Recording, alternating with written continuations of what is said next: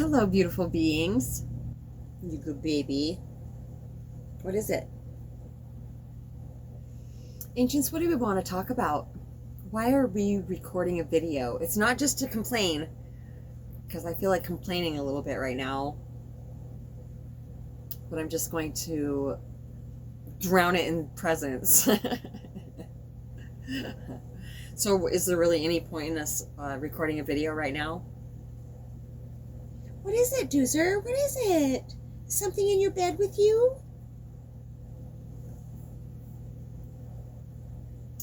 I decided that Doozer is my divine partner. I had a really good talk about the divine partner thing with the ancients. I've already recorded a couple videos and deleted them. But as I was recording them,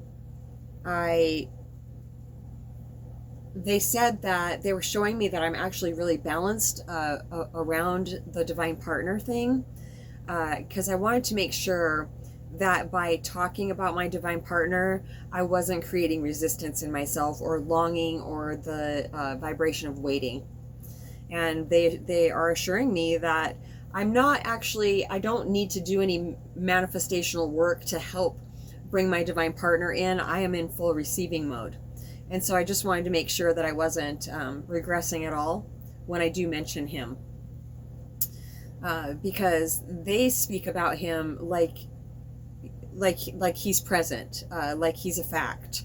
And Jonathan and Elaine's spirit guide, Genevieve, both told me that he's going to be here before the end of the year and described him. A very lively character. He believes in the afterlife, and yeah, just beautiful. They were really describing myself. I noticed. I was just like, that's a really good sign, because we're going to have to be an awful lot alike. I can speak. My brain is still healing from the medicine I was using to protect myself from feeling overwhelmed by energies.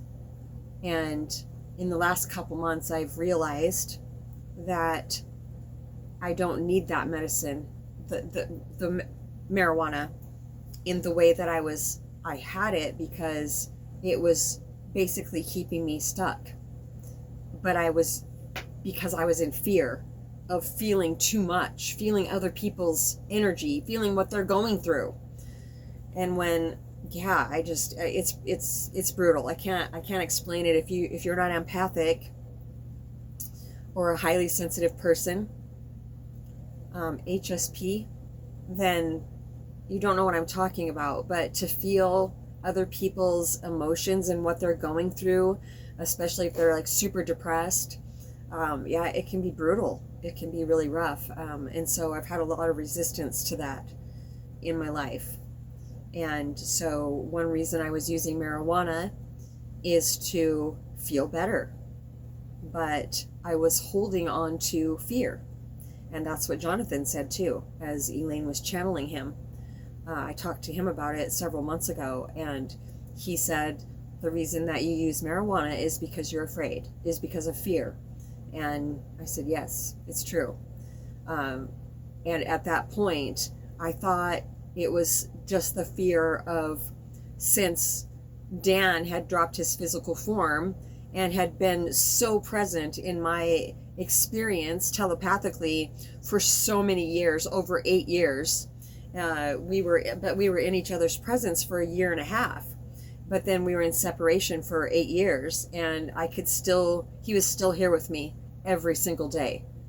And that was quite torturous, but I learned more than I ever thought I possibly could. So, what were we saying about that?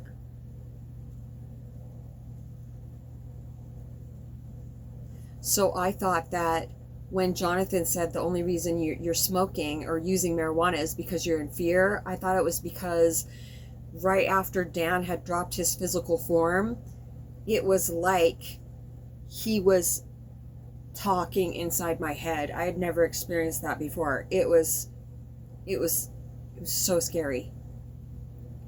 I would say something and he would answer right back.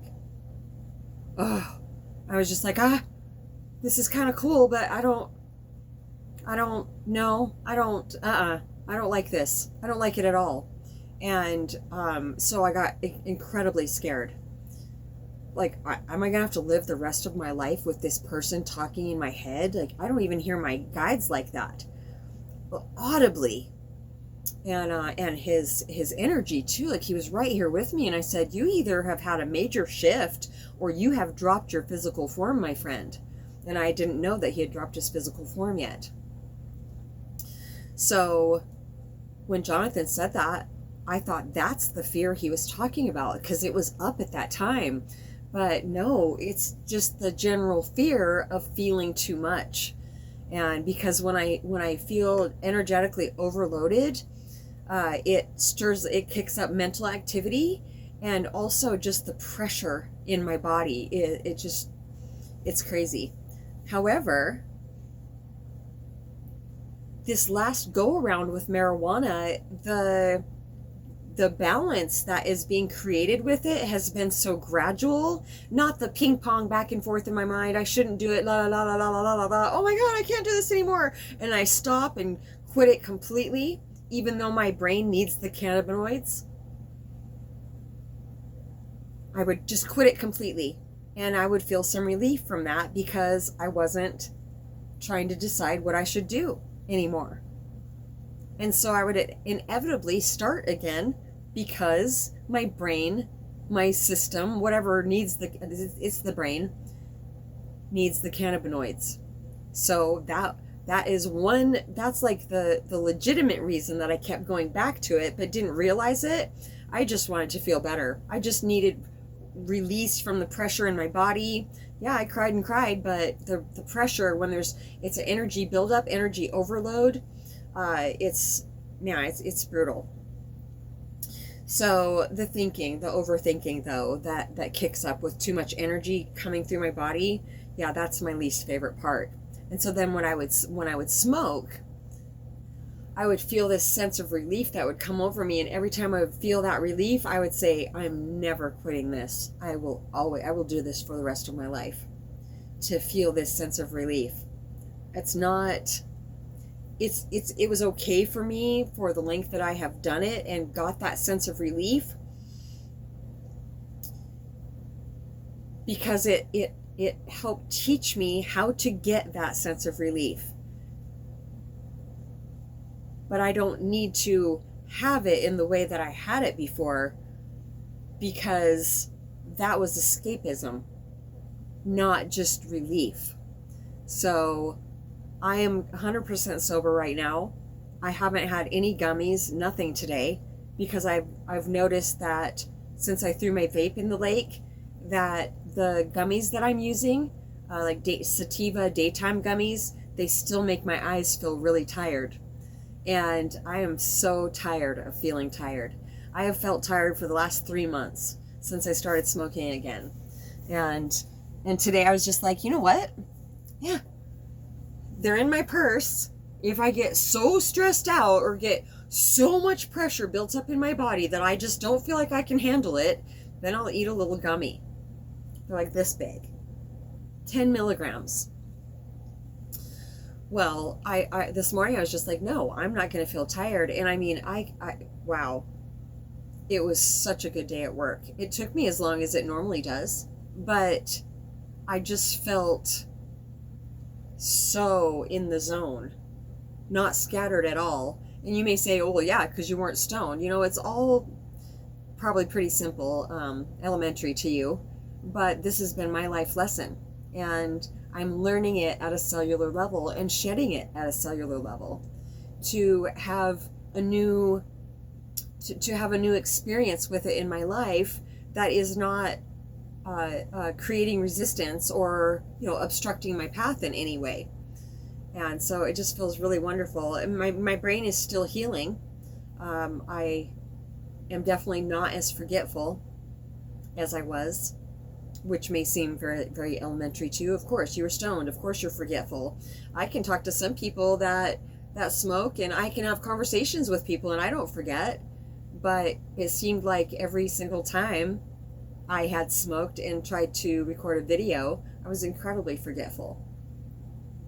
So I'm deeply grateful for that consequence, because it never ever felt comfortable. It always felt very uncomfortable to record videos and forget. It was pretty cool that the ancients would always remind me of what I just said, though. They have a endless amount of patience for me, and they repeat themselves, which is really, really helpful too. I used to repeat what I was saying so much because they were repeating what they were saying. Ancients, is there anything else we want to talk about?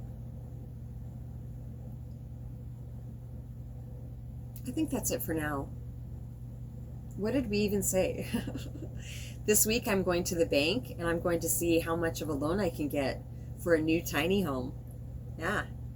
Yep, my youngest daughter sent me information on one a few days ago, and oh my gosh, it has 2 bathrooms, has a tub in one of them.